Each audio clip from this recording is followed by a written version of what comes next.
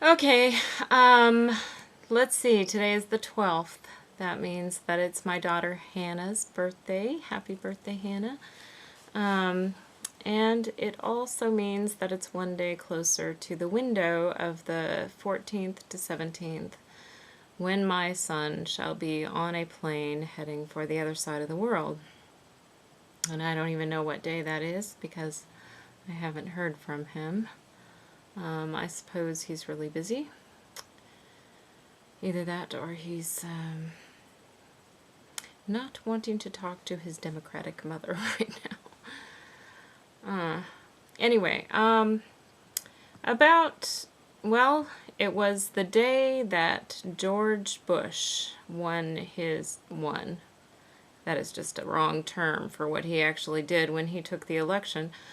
But when he took office, I guess, for his second term, it was a day that me and many of my friends wore black to symbolize the death of democracy, I guess. And I wrote this poem kind of in anti-celebration of that event. And I wrote this poem, interestingly enough, before I knew that Laura Bush had actually invited poets to the White House and then had to extend them a disinvitation because she didn't realize that they had written war poetry or anti-war poetry. And that being the case, she then had to, find a way to diplomatically bow out of the evening, the event. I had no idea about that event until after I wrote this poem, and then somebody asked me if that was the event that made me write this poem, and no, I didn't know when I wrote it that was the case. But I thought it was rather funny that some things you just have to know by your instincts, and in particular, I knew that poets at this time, when the White House is so pro-war, and let's go, let's get them, let's, woohoo, we're the Texan Cowboys. I just knew that poets wouldn't really be welcome, and poets probably wouldn't want to hang out there too much. So anyway, I wrote this poem. It's called Poets in the White House. I hope you like it. Okay, let me start this again because I just got a phone call. It was a good phone call about a house possibly for rent where I want to move, so that's good. Anyway, here we go again. Poets in the White House. The administration had no idea the havoc they had hand calligraphed an invitation on high-quality embossed paper to. Most of the invitations, cordially extended, ended up burning in the middle of a bare basement floor in a low-rent district of a democratically dominated, highly educated city on the east or west coast. The invitations that were accepted ended up on the White House secretary's desk with a dagger-stab hole through the middle and "You bet I'll fucking be there," hastily scrawled in black ink across the line meant for yes or no. The poets were informed that this would be a black tie affair, so most of them showed up with a black rope tied like a noose, tucked into the collars of their black shirts, black pants, black socks, black shoes, black underwear, black hair, black lipstick, and black moods. Every other chair was empty, so they brooded through dinner while the heads of the administration took turns attempting to start conversations on the responsibility of art to the public. The poet sitting next to the pink-frocked ex-librarian optimist decided to ask the obvious and inquired which poets the cheery woman admired most.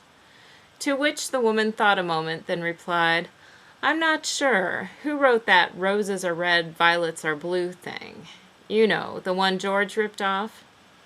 The poet smirked and replied, "Probably Ashcroft," an answer which seemed to puzzle the librarian, but kept that poet content, self-amused, and retelling the incident through the rest of the evening.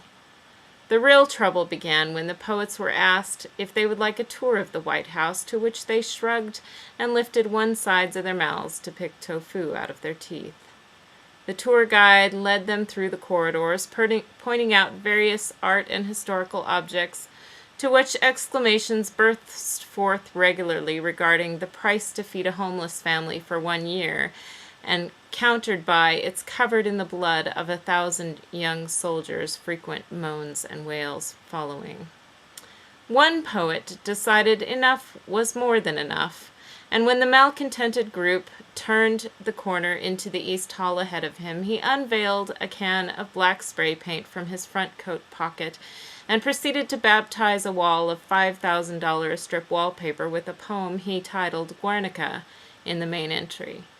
The poem was actually quite good, beginning with the line, "And the president leads, beating the drum of war with the thigh bones of a fallen terrorist, while 10,000 dead Iraqi children march in silent unison behind him."